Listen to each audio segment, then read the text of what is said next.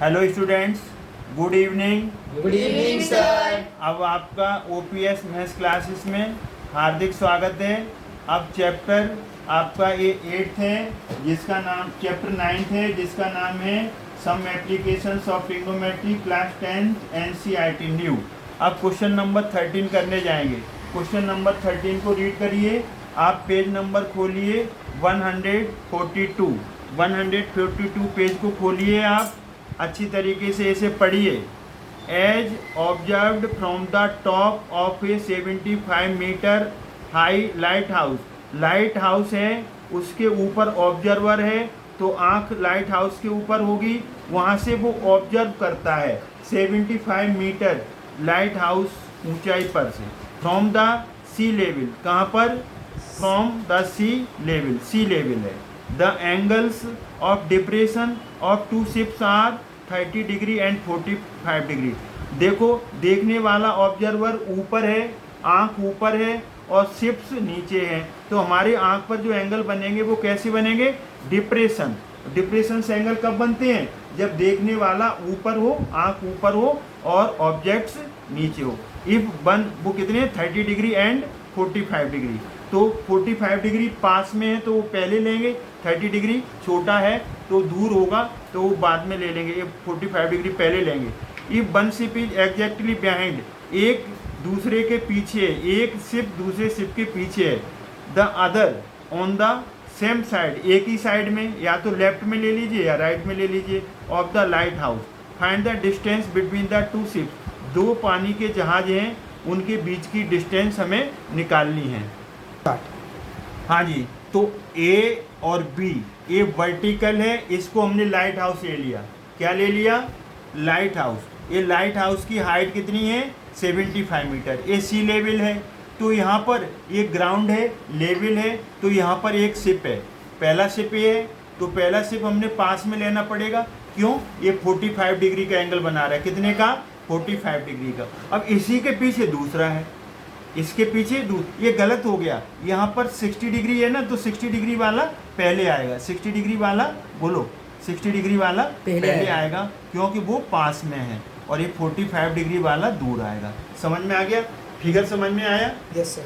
Light house हो गया, ये बेस हो गया। यहाँ पर इस बेस पे सी लेवल पर एक शिप ले लिया, वो पास में है तो बड़ा एंगल होगा, ये दूर में है तो ये छोटा एंगल होगा।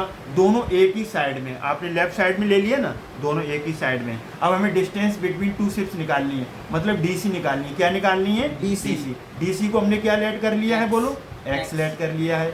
और इसको एसी को क्या लेट कर लिया है? वाई। तो टोटल क्या बन जाएगा? X plus Y. टोटल क्या बन जाएगा? X plus y. तो अब हमारा एक राइट एंगल, हमेशा राइट एंगल ट्रायंगल को कंसीडर करते हैं, हमेशा राइट एंगल ट्रायंगल को। तो अब यहाँ पर हमने height of the light house A B 75 metre, ये गिवन है। एसी को हमने कितना ले लिया? 22 मीटर। डीसी को कितना ले लिया? x metre. Total distance AD कितनी हो जाएगी? x plus y. अब हम यहाँ पर लेंगे in our right angle triangle, right angle triangle. तो राइट एंगल ट्रायंगल लिखो या ट्रायंगल लिख दो तब भी चल जाएगा। नाम क्या देंगे इसका? BAC। क्या नाम देंगे? BAC। तो हमने BAC ले लिया, तो इसमें ये परपेंडिकुलर का काम करेगा और ये किसका काम करेगा? बेस का काम करेगा। AC बेस का काम करेगा और P परपेंडिकुलर का काम करेगा AB। तो हम कौन से यहाँ वो लगा देंगे? Ratio tan theta, perpendicular upon base. तो हमारा जो ट्रायंगल है, समझने के लिए हम यहाँ बनाए लेते हैं और इसे समझ में जल्दी आ जाएगा।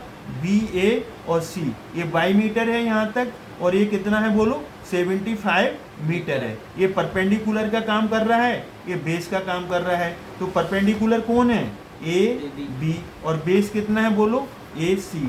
और यहाँ पर एंगल कितना है? tan 60 degree. ये ध्यान रहे कि जो पास में है वो बड़ा होगा और दूर है वो छोटा होगा। अगर एंगल गलत ले लिए तो आंसर पूरा गलत हो जाएगा। तो tan 60, AB कितना है? 75 और AC Y है, तो tan 60 कितना होता है? √3। अब √3 ये हो गया, तो ये 75 अपॉन Y। इसके नीचे क्या ले लो? 1। अब इसका क्या कर दो? Cross multiply. तो √3 का Y से मल्टीप्लाई 75, और अब यहाँ पर Y ले लेंगे, Y, और यहाँ पर क्या आ जाएगा? 75 अपॉन रूट 3, यहाँ मल्टीप्लाई हो रहा है तो यहाँ आकर के डिवाइड हो जाएगा। तो y इज इक्वल टू 1060 की वैल्यू रूट 3 रख दी, 75 as it is, y as it is, cross multiply किया, y का रूट 3 से रूट 3y, वन का 75 से 75, रूट 3 नीचे आ गया। अब हमारा एक क्या मकसद रहता है कि नीचे हम क्या करते हैं, नीचे हम रूट नहीं छोड़ते हैं, रूट नहीं छोड़ते हैं। अगर रूट 3 है तो इसे रैशनलाइजिंग द डिनोमिनेटर, रूट 3 से ऊपर नीचे मल्टीप्लाई कर दो। अगर यहाँ रूट 2 होता तो रूट 2 से 3 से करते, तो ये कितना आ जाएगा 75 रूट 3 और रूट 3 का रूट 3 से 3 हट जाएगा। अब इसे काटोगे तो यहाँ आ जाएगा 3 2 जा 6, 1 इसमें से बचा 5, 3 5 या 15, तो ये कट गया, तो ये 3 भी कट गया। तो यहाँ पर y इक्वल टू कितना आ जाएगा 25 रूट 3, 25 रूट 3 मीटर। अभी हमने y निकाल लिया, और y कब निकला है, जब हम ट्रायंगल BAC लिया है। अब हम इसमें क्या करेंगे, अब इसमें हम दूसरा ट्रायंगल ले लेंगे। तो दूसरा ट्रायंगल कौन सा है आपका, दूसरा ट्रायंगल हम कंसीडर करेंगे बड़ा वाला राइट एंगल ट्रायंगल BAD। तो यहाँ अपने समझने के लिए यहाँ बना लो, थोड़ा सा हेल्प मिल जाएगी। और इसे एग्जाम में बनाना कोई ज़रूरी नहीं है, आपको ज़रूरत है तो बना लो, कोई परेशानी नहीं। तो ए भी तो वही कांस्टेंट है, पहले वाला 75 मीटर ही रहेगा। और ये AD बदल गया, AD में x और y दोनों जुड़ गए, AD में x और y दोनों जुड़ गए, XY। अब हम यहाँ पर वही लगाएंगे tan theta perpendicular upon base, perpendicular वही है पहले वाला AB, परपेंडिकुलर पहला AB और बेस इसमें AD आ गया। और एंगल कितना आ गया यहाँ पर 40, एंगल कितना आ गया 45 डिग्री, यहाँ पर एंगल 45 डिग्री है। अब यहाँ पर ये देखो, एक जो बात हम बता रहे थे ना, उस बात को सुन लो। इसमें इन्होंने कहा था डिप्रेशन एंगल, डिप्रेशन एंगल, तो डिप्रेशन एंगल में आँख, डिप्रेशन एंगल में आँख ऊपर होती है, ऑब्जर्वर ऊपर था। तो इस शिप को देखा ना, तो शिप को सी वाले शिप को देखा ना, फर्स्ट वाले को, तो उसका एंगल बनेगा सी वाली जो लाइन है, BC लाइन है ना, उसके साथ 45 यहाँ डिनोट कर दो।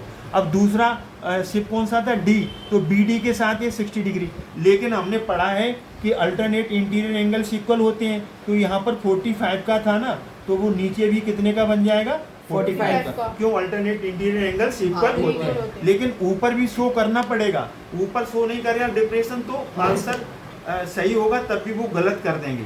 और फिर दूसरा कौन सा बना था, दूसरा बना था आपका, ये बना था BC लाइन के साथ, और एक इसके साथ बन रहा है BD के साथ। ये कितना बन रहा है 45 degree. Alternate interior angles equal होते हैं, तो ऊपर भी वही बनेगा, नीचे भी वही बनेगा, नीचे भी बनेगा, ऊपर भी वही बनेगा। ये बन रहा था BD के साथ 45, ये बन रहा है BC के साथ 45 और BD के साथ 1।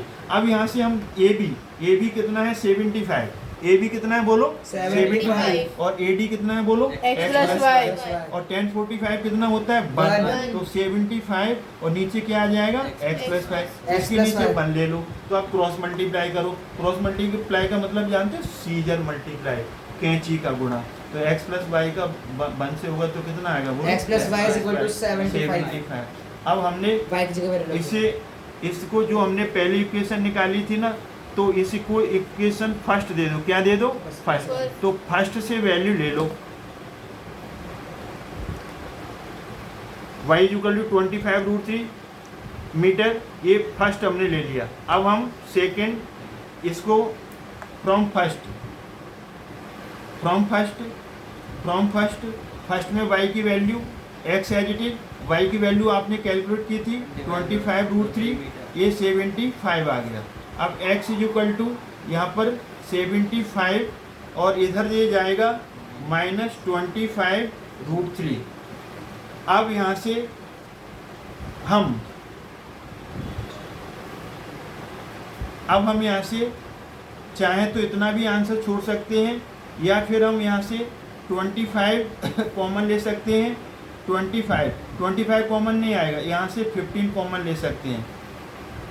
क्या कॉमन आएगा, यहाँ से 5 कॉमन आएगा, क्या आएगा 5 कॉमन ले सकते हैं। तो यहाँ से 15 बचेगा, यहाँ से -5 रूट 3, ये आपका आंसर आ गया। ये इसे क्या बोलेंगे बोलो, डिस्टेंस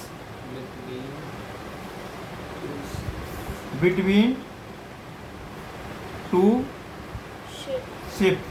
कितना आ गया 5 ब्रैकेट में 15 माइनस 5 रूट 3। अगर एग्जाम में रूट 3 की वैल्यू दी है, सपोज रूट 3 की वैल्यू वहाँ पर दे दी 1.73, तो फिर आप 5 का मल्टीप्लाई करके फिर माइनस करके डेसिमल में निकाल देंगे। ये आपका फाइनल आंसर हुआ। अगर आपको हमारा वीडियो समझ में आता है, अच्छा लगता है, तो प्लीज़ इस वीडियो को देखने के बाद लाइक करें, शेयर करें और सब्सक्राइब करना ना भूलें। Thanks God. अब मिलेंगे हम अगले वीडियो में, तब तक के लिए विदा लेते हैं। जय हिंद, जय भारत, थैंक्स गॉड।